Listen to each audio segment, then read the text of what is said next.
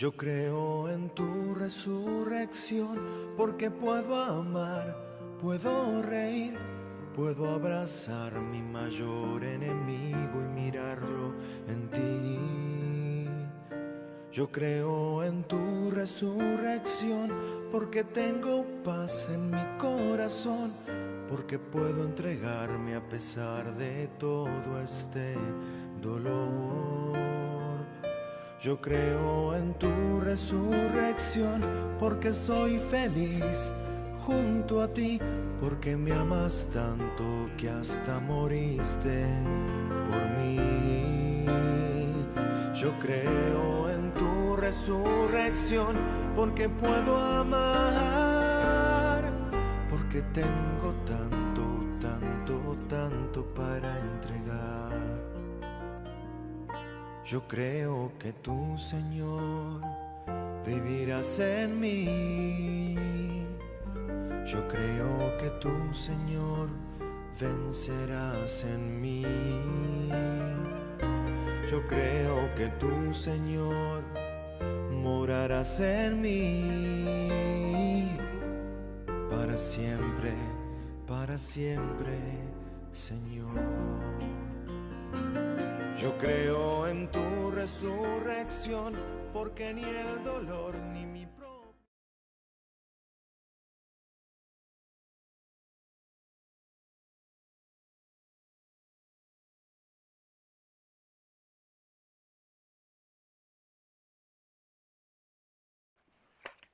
Buenos días a todos. ¿Cómo les amanece en esta friolenta mañana de sábado en nuestro querido Racine? Nos encontramos una vez más para nuestro estudio bíblico del sábado. Antes de continuar con este estudio, vamos a iniciar con una oración. Vamos a disponernos cuando nos reunimos a la oración, cuando nos reunimos como grupo de fe, cuando nos reunimos como gente que cree. Lo primero que deberíamos hacer es ponernos en esa presencia del Señor y vamos a marcarnos con la señal de nuestra fe en el nombre del Padre, del Hijo y del Espíritu Santo. Amén. Vamos a reflexionar, a leer sobre el profeta Isaías un momento para nuestra oración. Ahora sí, dice Yahvé, el que te ha creado, Jacob, el que te ha plasmado, Israel. No temas que yo te he rescatado, te llamé por tu nombre y eres mío. Si cruzas las aguas, yo estoy contigo. Si pasas por los ríos, no te hundirás. Si andas sobre brasas, no te quemarás. La llama no te abrazará. Porque yo soy Yahvé, tu Dios, el Santo de Israel, tu Salvador. Palabra de Dios. Te alabamos, Señor. Hoy queremos hacer pequeñas cosas antes de que continuemos con nuestro tema del día de hoy, que van a ser sobre los evangelistas. Quería comentarles sobre el Catholic Comeback, nuestro regreso a las Eucaristías. Nosotros vamos a regresar, claro, el 31 de mayo, pero no va a ser de la manera que todos creemos que va a ser como lo antes, sino que van a haber bastantes restricciones. La semana que viene, a mitad de semana, probablemente vamos a hacer la entrega de las directrices que vamos a usar para estos días y lo vamos a hacer... las vamos a poner en nuestras páginas de Facebook, que lo vamos a poner ahí para que todos ustedes lo tengan, pero quiero que ustedes lo lean, lo analicen y después tengamos un pequeño diálogo así por Facebook en la semana. Si el sábado por la mañana no es quizás lo más oportuno porque la gente, algunos tienen que trabajar o algo y no podemos conectar, por favor me dicen cuándo y lo podríamos cambiar. Evidentemente que esta es la mejor hora porque es lo que tenemos ya todo montado y organizado aquí para nuestro live stream. Así que si ustedes, si les parece, los dejamos aquí, pero necesito que todos participemos para que podamos tener un diálogo, una conversación, para que podamos saber que cuando vamos a regresar, después no nos encontremos con sorpresas. Después digan, no nos han dicho, no nos han comentado, no. Entonces, quiero que podamos lograr un diálogo acerca de ello. Y por favor, cuando pongamos en Facebook las directrices, cuando las tengamos ya claras lo que va a hacer para nosotros, por favor, compartirla con la gente que conocen, ¿no? Con los demás, con la gente que viene a misa, porque si no, verdaderamente vamos a tener una pequeña dificultad al regresar, ¿no? Porque todos claramente queremos participar de la Eucaristía y todos queremos vivirla, pero no todos podemos porque hay unas normas, unas directrices y tenemos que ser muy conscientes de que el coronavirus es de verdad, es real. Muchos de ustedes saben que tienen familias enfermas y muy graves, así que seamos muy cuidadosos con eso para protegernos a nosotros y a los demás, que eso es la cosa más cristiana que puede haber, es ser conscientes de los demás, ¿no? Lo que vamos a hablar hoy, entonces, como les prometí, ¿no? Hemos empezado con los diferentes personajes que hay en el Nuevo Testamento. Claramente hemos visto Pedro y Pablo, que son como los grandes, fuertes pilares de la iglesia primitiva, y no solo eso, hemos visto también que estos apóstoles, estos primeros cristianos, tenemos mucha información sobre ellos, tenemos mucha material bíblico que nos puede decir qué eran ellos o quiénes eran, qué hicieron y cómo lo vivieron. Hay otros y muchos que escuchamos a lo largo de los evangelios o los hechos de los apóstoles, nombres que probablemente los escuchamos una vez, los escuchamos 2 veces, pero ya no tenemos más información. Evidentemente que hay tradiciones y cosas así, pero desde la escritura no tenemos mucho, ¿no? Pero esos son también héroes y personas silenciosas que fueron llevando el mensaje del Señor a los demás, ¿no? Entonces, quizás también es una bonita manera para nosotros aprender que no necesitamos que nos hagan bulla, no necesitamos que nos tengan libros, que nos tengan cosas, sino que desde nuestro silencio, desde nuestro interior, de nuestra vida, vamos a ir compartiendo esto que sentimos dentro, esto que vivimos dentro, que es nuestra fe, ¿no? Entonces, hoy nos vamos a centrar en los evangelistas. Los evangelistas son 4, claramente, y vamos a ver, quizás me voy a centrar en los 3 primeros, que son los sinópticos, ¿no? ¿Y qué podemos decir de esto? Bueno, hay también, por otro lado, solo tenemos lo que escribieron y no hay mucho que nos digan, ¿no? O sea que también es cuando hablamos de las personas que se encuentran en los evangelios o que se encuentran en los hechos de los apóstoles, de cara a la parte religiosa que nos corresponde a nosotros y más desde la escritura, verdad que estamos un poquito como arañando de aquí, arañando de allí, agarrando de aquí, agarrando de allá para construir algo, ¿no? Entonces no es como si habláramos de Emiliano Zapata en México, ¿verdad? Que están libros de historia, libros que nos cuentan su vida, ¿no? Aquí nadie se ha dedicado a escribir la historia porque quizás lo que acabé de decir antes era gente que lo único que le interesaba era compartir lo que tenían y que llevaban y no que quedara un libro, quedara algo para ellos, ¿no? Los evangelistas, ¿qué tienen? Tienen la capacidad, y eso quizás es un aprendizaje que podríamos tener, ¿no? De ellos, es la capacidad de agarrar un mensaje, unas historias, unas enseñanzas, unos hechos, y ponerlos de una manera que sean fáciles de comprender a los lectores. Es decir, que cualquiera de nosotros podemos ser evangelista. ¿Qué quiero decir con eso? Que las enseñanzas que encontramos en la Sagrada Escritura, las enseñanzas que nos pertocan de nuestra propia experiencia de Dios, las podemos poner o compartir de una manera que sean entendibles para otros. Cuando hablamos de evangelizar es eso. Cuando yo hago una homilía, estoy haciendo eso, intentando contenido que hay aquí en la Sagrada Escritura, hacerlo de una manera que tú y yo lo entendamos. No es ninguna cosa del otro mundo ni ningún secreto, es que lo entendamos. Y evidentemente, como digo, ¿no? Cuando uno agarra unos escritos, agarra la palabra de Dios y se deja interpelar, pues lo que puede salir es una cosa de acuerdo a como yo la estoy viviendo, ¿no? Entonces, y eso también es para cada uno de nosotros. Por eso yo insisto mucho que todos deberíamos, la oración la deberíamos centrar mucho en lo que es la lección divina, en orar, reflexionar con la Sagrada Escritura, porque yo creo que es lo que nos nutre y lo que nos va a ayudar pues a transmitir esa fe a los demás, ¿no? Entonces, empecemos con Marcos. La siguiente slide, Eloy.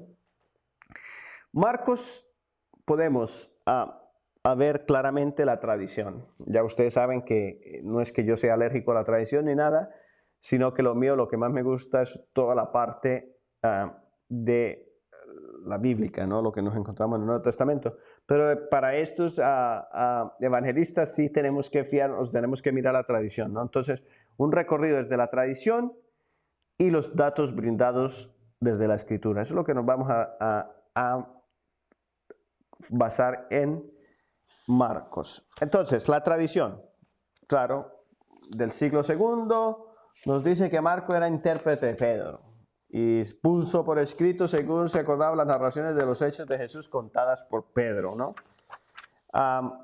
Nos dice esos papías en el siglo II. Es que imagínense, estamos hablando de Marcos, que escribió en el año 70 o antes, es decir, que estaba vivo en eso, y entonces en el siglo II, a los 100 y pico de años, nos está hablando de Marcos, o sea, una cosa de ya es tradición, ¿no? Irineo, que vivió del año 140 al 202, dice que después de la muerte de Pedro y Pablo, Marcos, discípulo e intérprete de Pedro, puso por escrito las cosas anunciadas por Pedro. Clemente de Roma, entre el 150 y el 215, Marcos, intérprete de Pedro, según los seguidores del Señor en Roma, piden que escriba lo que anunciaba su compañero. Orígenes, en el año 185 o 155, Marcos, siendo el intérprete de Pedro, escribió lo que Pedro predicó. Eusebio de Cesarea dice, Pedro no escribió su testimonio acerca de la vida de Jesús, pero Marcos, su conocido y discípulo, decidió poner por escrito todos los hechos de Jesús contados por Pedro. ¿Qué nos dice la tradición? Hay una fuerte tradición sobre Marcos estando con Pedro. Cuando dice intérprete es probablemente que Marcos hablaba griego, el koine, la lengua que más o menos era la común de esa época, y Pedro probablemente no tenía ni idea. Entonces, y probablemente Pedro lo que hablaba era arameo, entonces le hacía de traductor, de intérprete. Muchos de nosotros nos toca en este país hacer de intérpretes los unos para los otros, ¿verdad? Porque hay gente que sabe en inglés y hay gente que no lo sabe. Entonces, vamos a la siguiente slide también de tradición. Entonces, Epifanio, sí, ya, mira, ya estamos hablando de 300 años más tarde, sigue la tradición, escribe el primer evangelio, escribirá el evangelio después de Mateo, imagínense. Ustedes saben que desde muy antes la idea o el entendimiento, los que pusieron la Sagrada Escritura junta, era que probablemente el evangelio de Mateo era el primero. Mateo, ¿por qué? Porque era discípulo, ¿verdad? Apóstol, ahorita ya después veremos, ¿no? Juan Crisóstomo también nos habla que escribe las negaciones de Pedro. Un discípulo de admirar porque es capaz de reconocer la caída de su maestro, ¿no? Jerónimo, pues el que tradujo la Biblia del griego al latín, la Vulgata conocida, dice que intérprete Pedro Ruegos por parte de la comunidad de Roma escribió un evangelio breve conforme a lo que había oído referir de su maestro.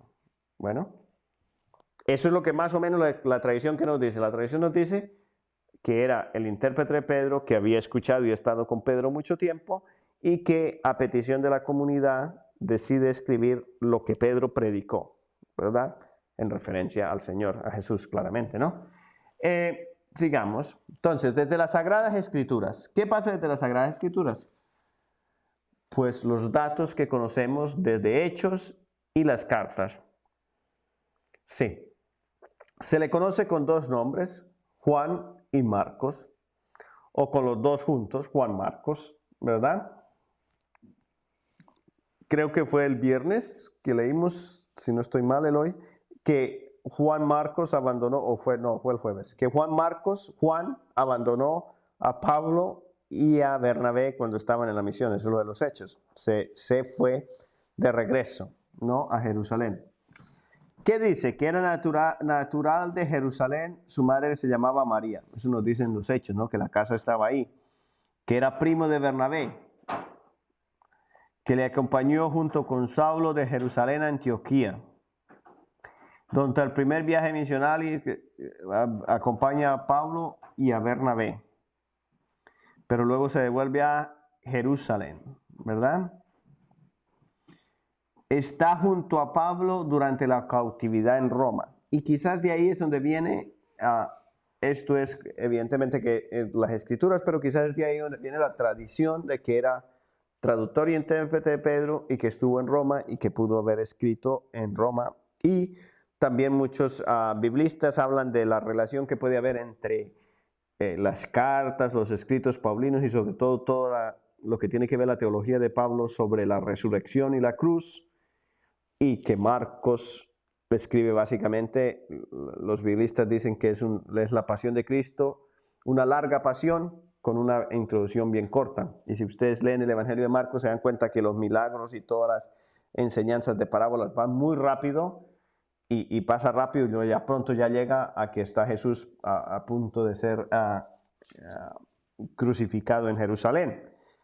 Es la manera como él escribe, ¿no? Porque lo que se está centrando es en Cristo muerto en la cruz y resucitado, ese primer anuncio que fue de los apóstoles, la resurrección, la vida, ¿no? Seguimos a la siguiente slide, Eloy. En la primera carta de Pedro, el autor lo llama hijo mío, ¿no? Pedro dice, o sea, que queda claro que hay una relación afectuosa, una relación que tiene especial entre Pedro y Marcos. ¿Dónde comienza esto? Pues probablemente en Jerusalén, ¿verdad? Si la casa de Juan Marcos o de su mamá María está en Jerusalén y Pedro se pasó un montonón de tiempo en Jerusalén anunciando y estando, pues probablemente ahí fue donde inició toda esta relación, ¿verdad? Le damos la siguiente slide. Marcos hablando de Marcos. No dice nada expresamente. Él no se dice, ¿no? En el Evangelio de Marcos no dice, bueno, yo soy Marcos, nací en tal lugar y pues me crecí aquí, me crié aquí y como hice eso, pues después me encontré con el Señor y pues habiéndome encontrado con el Señor decidí ser un discípulo suyo y tal. No dice eso, no dice nada expresamente. Algunos lo identifican, algunos biblistas hablan de que es el joven que huye desnudo después de que apresan a Jesús. No sé si lo han... algunos creen que es una figura simbólica, pero de todas maneras hay algo así, ¿no? Lo que se puede leer entre líneas es que hay una buena relación entre Pedro y el autor, ¿no? Hay detalles realistas que tienen un testigo ocular, ¿no? Que hay cosas como que diría él como si hubiese estado ahí, ¿no? Hay datos que, por ejemplo, dejan claro que no queda Pedro bien, ¿no? Aléjate de mí, Satanás, cuando las negaciones, cuando se queda dormido en Getsemaní. O sea, hay algo ahí, ¿no? Hay una relación especial, hay algo, ¿no? También vemos por otro lado que no hay muchas cosas que aupen o que glorifiquen a Pedro, ¿verdad? Entonces es una relación interesante que tiene Marcos y Pedro, ¿no? Y quizás probablemente para algunos sería que Marcos escribe el Evangelio contado por Pedro, es decir, las narraciones, los hechos que según Pedro, como testigo ocular de haber caminado con el Señor, le comentó y le compartió. ¿Por qué escribe Marcos? Vamos a pasar a la siguiente slide de hoy. ¿Por qué escribe Marcos?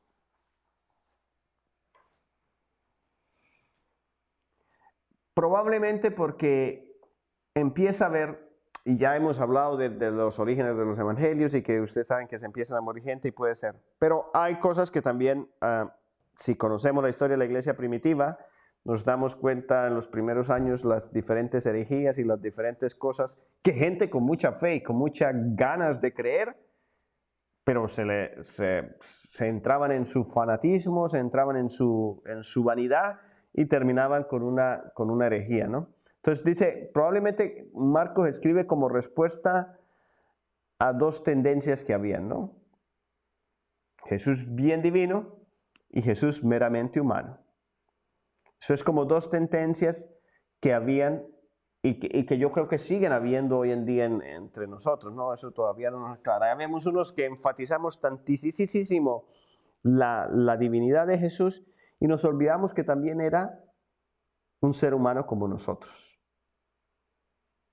Y entonces, ¿qué pasa cuando enfatizamos su divinidad? Lo presentamos que está por encima de todo y eso a la vez nos hace a nosotros ver o nos hace sentir que no valemos o no servimos para nada y a la vez nos pone a veces en condiciones de juzgar a los demás. Porque usted es un pecador o porque usted no está viviendo pura y dignamente como el Señor, ¿no? Son dos movimientos que habían y que siguen pudiendo estar ahí agazapados entre nosotros en nuestra manera de entender. La enseñanza es clara, ¿no? Jesús es el Hijo de Dios, la segunda persona de la Trinidad, y es humano y divino. O sea, ni tampoco podemos decir que simplemente era un profeta, una persona muy buena persona y ya está, pero tampoco podemos irnos para otro lado, ¿verdad? Entonces hay que tener mucho cuidado con ello, ¿no? Eso puede ser, ¿no? Entonces que Marcos intenta escribir esto para aclarar la confusión y zanjar el problema y decirlo, bueno, ya aquí queda. Entonces, ellos, también había otra cosa, ¿no? Había otra tendencia que ya era como un ser divino, un ser que estaba por encima de todo y que inclusive la muerte y la crucifixión la negaban, ¿no? Entonces, Pablo y Marcos van a predicar la muerte y resurrección, o sea, el énfasis, ¿por qué Marcos también hace mucho énfasis en la muerte y la resurrección y no en toda la vida? Y claro que pone cosas de la vida del ministerio público de Jesús, ¿no? Pero el énfasis es fuerte en la pasión, en la crucifixión, ¿no? Creo que hay un gran sentimiento ahí de intentar aclarar y poner los puntos sobre la I para que no intentar concentrar la enseñanza de Jesús en un evangelio, ¿no? Evidentemente intenta dar respuesta al misterio o a lo que Jesús es, a lo que Jesús significa, lo que Jesús viene a hacer en la humanidad y sobre todo que intenta también sintetizar mucho de sus enseñanzas, ¿no? Entonces pasamos también para la siguiente. ¿Para quién escribe Marcos? Probablemente escribe para cristianos provenientes del paganismo. Entonces, cuando decimos paganismo, suena feo, ¿no? Pero no. Más que ser para personas que vinieron, personas buenas y como cualquiera de nosotros, que deciden creer en Jesús como el Mesías. Se le dice paganos porque es como estamos con nuestro lenguaje, ¿no? Pero realmente son personas que tenían temor de Dios, de alguna manera Dios se manifiesta y trabaja en maneras y formas tan diversas que nosotros mismos ni lo sabemos, y puede ser que inspiró a esta gente a creer, pero ahora esta gente no tiene el contexto y el conocimiento que tienen los judíos, y entonces, pero Marcos escribe para ello, y ¿Por qué dice que escriben para ellos? Bueno, porque algunos vocablos arameos, aquellos, Eli, sabactani, él luego lo traduce, ¿verdad? Cosas que se dice Jesús en forma aramea, él los traduce. Muestra cómo Pedro o cómo la tradición o cómo Jesús atiende a los gentiles, a los paganos, cómo si los acoge, ¿no? ¿Cuándo? Bueno, ahí sí que es complicado, ¿no? Esto, la formación de los evangelios es una cosa que ha sido difícil y que es difícil saber porque son tradiciones orales y son tradiciones que luego se fueron poniendo por escrito y a diferencia de nosotros que nos sentamos en un día y podemos escribir en un artículo para el boletín o escribir algo, pues ahí era diferente, ¿no? Y la situación de la escritura era un poco más complicado. Pero probablemente está más en relación a antes de la destrucción del templo, alrededor de ahí, o sea, entre los años sobre los 70, ¿verdad? Es eso, ¿no? Pasemos a la otra slide, Eloy, que vamos ahora a hablar de Mateo. ¿De qué no?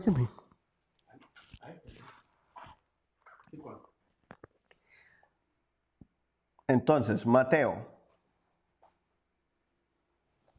Claramente Mateo atribuye o se le atribuye a Mateo que es el que aparece, bueno, que es el primer evangelio que se escribió. Se atribuyó.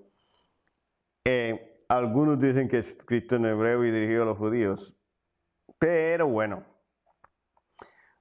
todo esto es alguna de las tradiciones, ¿no? Pero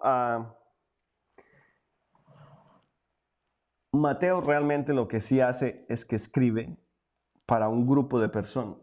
Where are you? Sorry.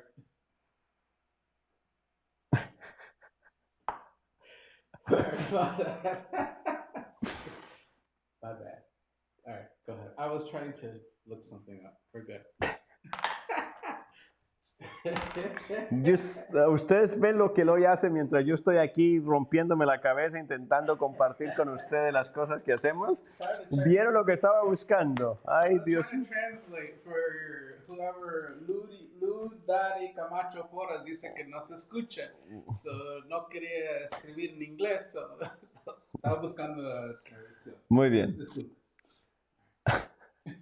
En fin. Que Mateo, pasemos a la siguiente slide. Mateo, probablemente lo que pasa y lo que está es que está muy relacionado con la ciudad de Antioquía, lo que hemos escuchado nosotros ahora, que es donde los primeros discípulos, next one.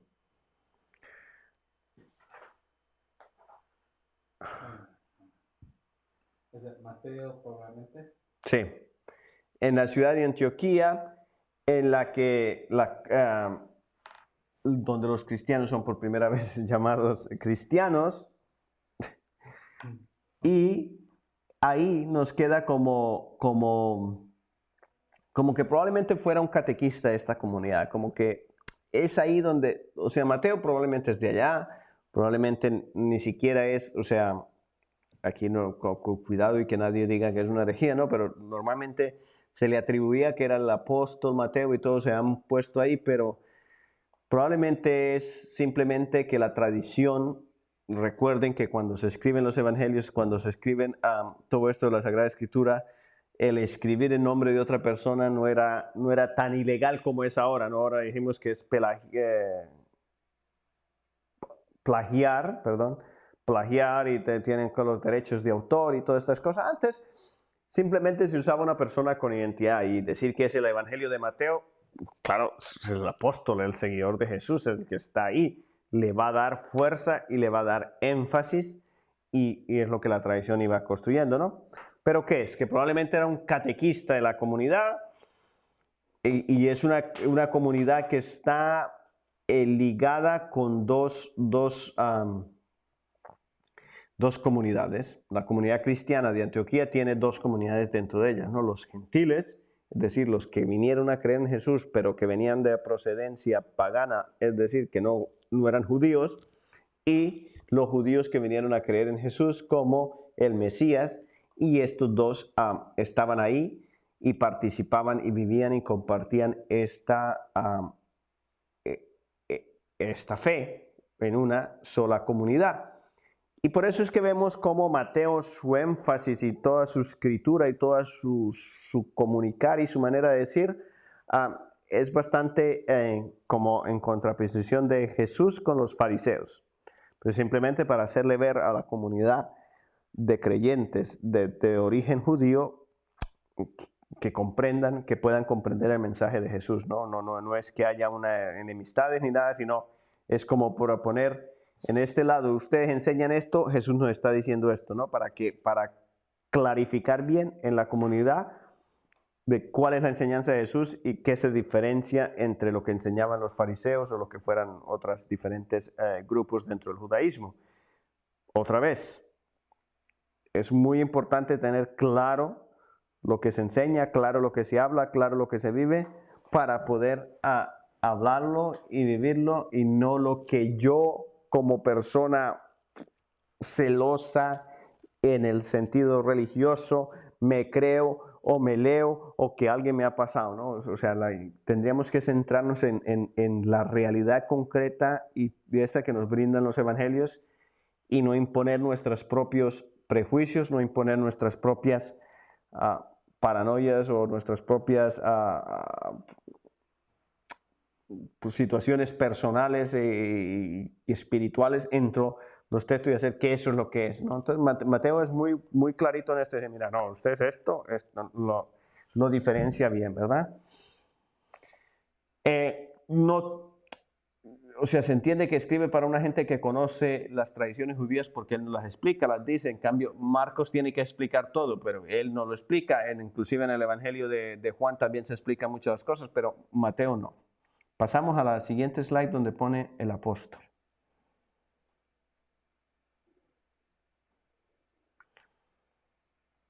¿Sí? El apóstol. ¿Qué quiere decir eso? Bueno, ahí lo puse en cuestión, en interrogante, porque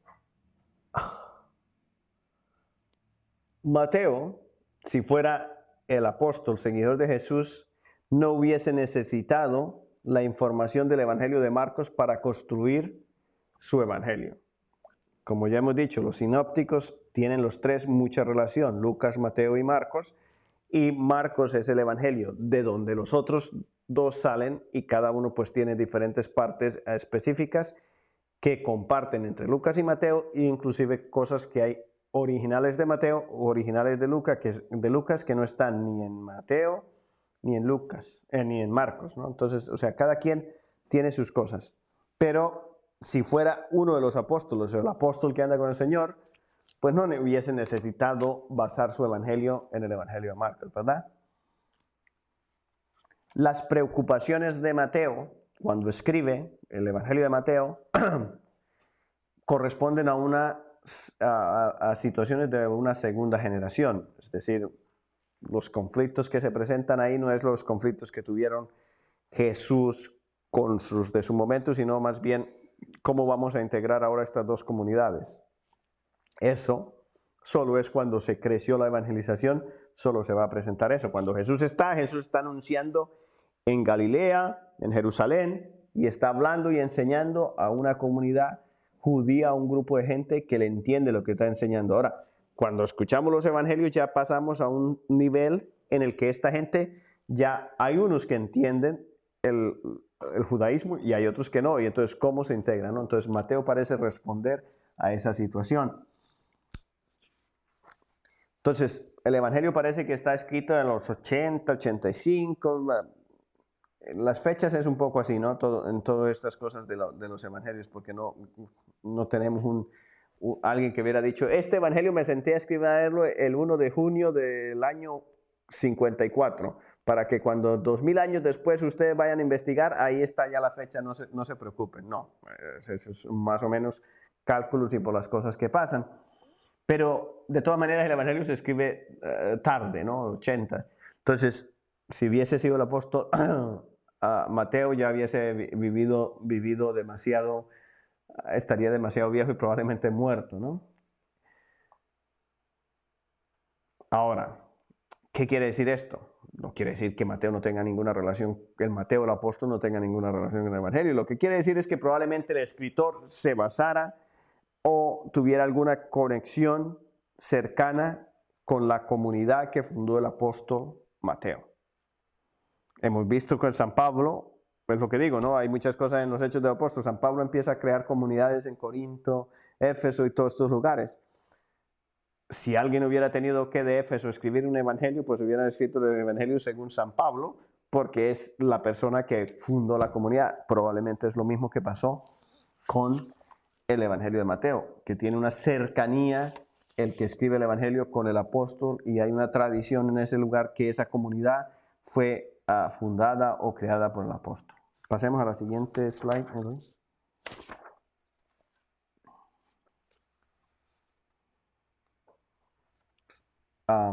Lucas. Lucas es interesante verlo porque parece ser que es la tradición dice que es un médico, es un hombre que escribe muy bien en griego, escribe para personas que hablan griego, es decir, un hombre probablemente de una ciudad importante. Escribió para una comunidad acomodada y de buenos recursos económicos. Ustedes se dan cuenta cómo Lucas intenta en todo su evangelio, tiene un toque de justicia social, ¿verdad?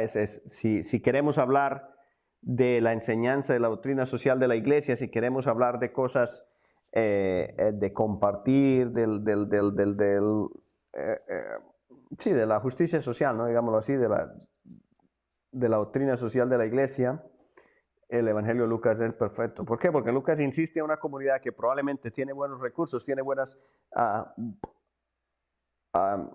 situación económica, tiene buena situación económica, e insiste que no se pueden olvidar de los pobres, insiste que no se pueden olvidar de los necesitados. Es el que dice, si tienes dos, dale una, hace reflexionar a la comunidad que hay que compartir, ¿no? Los discípulos los envía el Señor, ahí manda a los 72 a que vayan.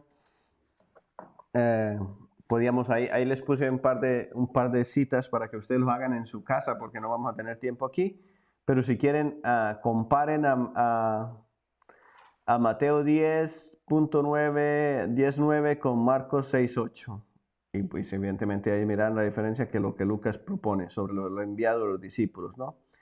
Y compara Lucas 6.20 y Mateo 5.3 acerca de los pobres, ya verán. Entonces,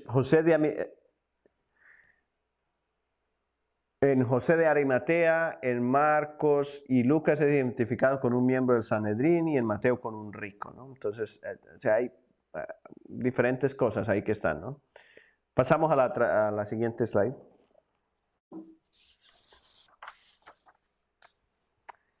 La tradición que dice que Lucas, compañero de Pablo, puso por escrito el evangelio que éste predicaba. O sea, así como Marcos se dice que de Pedro, pues Lucas de Pablo. Ahí está un poco más complicado. Lo que sí es verdad es que en los Hechos de los Apóstoles, Pablo tiene un gran rol y Lucas, que es el que escribe los Hechos de los Apóstoles, da una buena dimensión, ¿no? Irineo, los orígenes, el tercer evangelio avalado por Pablo y escrito para gentiles. Eusebio de Cesarea nos dejó libros inspirados, el evangelio y los hechos. O sea, todo esto son gente que después, o sea, en siglos más tarde, nos hablan de Lucas como persona, ¿no? Entonces pasemos a la siguiente slide, las cartas. Filemón, en la carta de Filemón, de San Pablo a Filemón, pone a Lucas como colaborador de Pablo. En la de Colosenses, Envía saludos de parte de Lucas, el médico querido, por eso decimos que es un médico. Puede ser que Lucas también sea gentil si se ve ese debate que pasa antes. En la segunda carta de Timoteo parece que es el único que le hace compañía a Pablo. Pasemos a los hechos. La siguiente slide. Lucas acompañó a Pablo en su segundo viaje misional desde Troade a Macedonia. Se queda en Filipos mientras Pablo va a Grecia, lo acompaña desde Filipos hasta Jerusalén. Permanece en Palestina durante la prisión de Pablo y lo acompaña a Roma. O sea, y eso se lo pone él mismo en los Hechos de los Apóstoles, que es el que lo escribe, pues nos irá diciendo y nos va comentando, ¿no? El mismo Lucas, de su presencia como compañero de Pablo, que es médico, es bien instruido, ¿no? ¿Dónde escribe? Pasamos a la siguiente sección para cumplir con el tiempo que tú me has pedido que cumpla. Entre los años probables 70 y 90. Fuera claramente Palestina, puede ser en Calla, Cesarea, Roma y la Decápolis. Está destinada a Teófilo. O sea, en lugar de escribir como Marcos o Mateo, que puede ser para una comunidad, él se lo escribe para un creyente. O sea, lo bonito del Evangelio de Lucas, o más que lo bonito, lo característico del Evangelio de Lucas es que lo escribe para una persona y se lo escribe para explicar todo lo que ha pasado acerca del movimiento de Jesús. O sea, es un hombre que dice, voy a compilar todo esto y te lo voy a dar a ti para que la fe que estás viviendo, la fe que estás compartiendo, la fe en que has sido bautizado es esta. Y estos son los hechos, cómo hemos llegado aquí y cómo tú has llegado a creer. Entonces, tiene ese sentido de organización, tiene ese sentido de condensar y de poner todo, ¿no? Evidentemente también está escrito para gentiles, no judíos, para gente que viene a comprender este evangelio y él tiene que explicar las tradiciones judías, omite comparaciones entre la antigua, así como Mateo es un gran que enfatiza mucho el Antiguo y el Nuevo Testamento, el Jesús como nuevo Moisés y todas esas cosas. Lucas simplemente omite eso porque es que la gente que le está escribiendo no van a entender y se van a perder, y a él lo que le interesa es que sigan bien como discípulos del Señor, ¿no? Una de las cosas es que Lucas es más cuidadoso cuando le habla a los gentiles, no es como en Marcos, que a veces dice cosas fuertes sobre los gentiles, o Mateo sobre todo. Omite, por ejemplo, la historia de la mujer cananea, que si ustedes se acuerdan, la mujer cananea, Jesús le responde, es que a los perros no se les puede echar la comida, y eso Mateo lo enfatiza, y Lucas más bien esa historia no, porque imagínense, le estás escribiendo un libro para una persona así y lo vas a insultar, pues no creo que ayude a comunicar la buena imagen de Jesús, ¿no? Pues muy bien.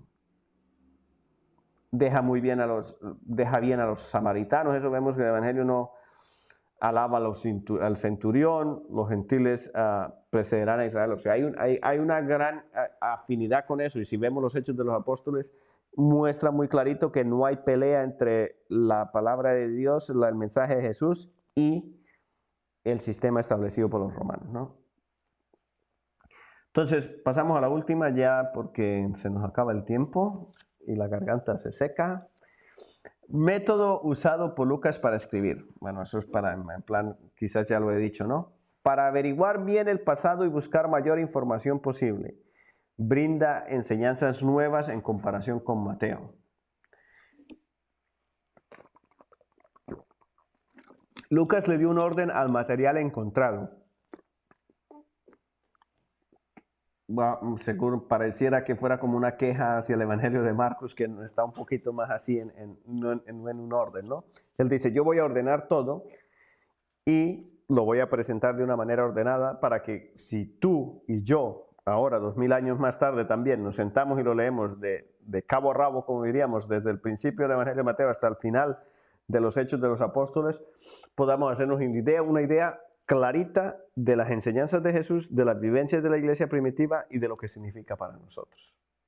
Entonces, quizás si queremos desde una manera amena de lectura, podríamos leer el Evangelio de Lucas, todo el Evangelio de Lucas y después todos los Hechos de los Apóstoles, leerlo todo junto de un tirón, ¿no?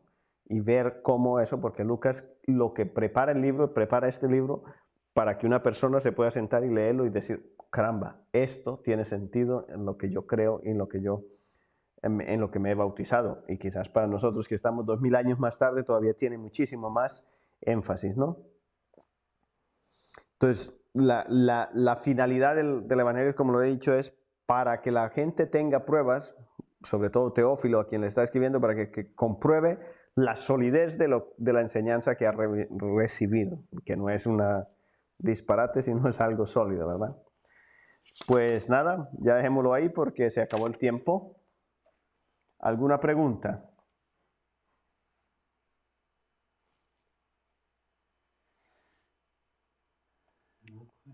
No questions. Bueno, si no hay preguntas, simplemente ahora como veo que hay más gente conectada que al principio, les voy a repasar lo que dijimos al principio. Hay unas directrices para el Catholic Comeback, o sea, el regreso católico a las celebraciones. Que sepan, por favor, y comuníquenlo, eso sí, a toda la gente, que no vamos a volver en la manera como estábamos celebrando antes. No vamos a tener el Festival de San Patricio, todas estas cosas han cambiado mucho, ¿no? Entonces, estoy proponiendo que la semana que viene, el miércoles, Dios mediante, vamos a publicar las directrices que se refieren para nosotros en la comunidad hispana de Racine para venir a la celebración de la Eucaristía. Hay unas directrices de parte del gobierno, parte de la diócesis, y vamos a poner, ustedes quizás han visto muchas por ahí colgadas en internet y tienen muchas variantes, pero yo quiero poner un documento en el que sea claro para cada uno de nosotros lo que significa para usted venir a misa, lo que significa para usted cómo tiene que venir preparado para misa, porque en las diferentes directrices que hemos tenido hay muchísima información que quizás no es la mejor que nos ayude, así que lo vamos a poner en Facebook, lo vamos a comentar, lo vamos a poner en un documento que usted pueda bajar, descargar e imprimirlo y lo pueda tener. Entonces mi propuesta es que eso lo vamos a poner el miércoles y el sábado que viene a esta misma hora podemos hacer un conversatorio, nos vamos a conectar y vamos a hacer pues un Q&A, o sea, de preguntas para lo que quieran. Entonces, si usted, por ejemplo, ve que no se puede conectar a esta hora el sábado, por favor puede enviar nos puede enviar un mensaje con su pregunta y nosotros aquí Eloy la va a hacer y vamos a intentar responder. ¿Qué es lo que queremos como parroquia, como iglesia, como gente? Evidentemente todos queremos venir y participar de la Eucaristía, eso no hay duda. Todos tenemos la fe fuerte, eso no hay duda. Ahora, todos tenemos la responsabilidad de protegernos a nosotros y proteger a los demás. Ustedes saben que en Racine, la ciudad de Racine, uno de los focos más elevados son nosotros los hispanos, que estamos siendo atacados por el virus del coronavirus. Entonces, tenemos que ser muy cuidadosos con ello porque podemos infectar a más personas y puede terminar que si no nos cuidamos y no nos protegemos, en lugar de regresar ahora, vamos a tener que cerrarlo y nos van a cerrar, el gobierno nos va a cerrar y no sabremos hasta cuándo vamos a abrir, ¿no? Entonces, seamos lo más prudentes, cuidadosos, sabios que yo puedo ser yo mismo. Yo soy una de las personas que no tengo ningún riesgo, gracias a Dios, por ser joven y bien, pero eso no me da a mí el derecho de hacer imprudencias y poner en peligro y en riesgo personas que quizás sean de alto riesgo. Entonces, por favor, que si a nosotros no nos puede afectar y estropear, a otros sí. Entonces, es responsabilidad, es comportamiento de fe, es necesario que tengamos eso en mente, ¿no? Entonces, con eso dicho, ponemos las directrices en Facebook el miércoles, estarán, usted puede descargarlas e imprimirlas, y si tiene cualquier pregunta, yo vi ahí que Eloy me había puesto el email, ustedes me pueden escribir un email con una pregunta si no pueden estar el sábado a esta misma hora para el conversatorio que tenemos. Y pues con eso ya los dejamos. No veo que hayan preguntas, así que tengan un feliz y bendecido día. Que Dios los bendiga. Le agradecemos mucho a Eloy por su colaboración. Y pues nada, cuando tengan las directrices, cuando salga todo esto, por favor lo comparten con la gente de más gente.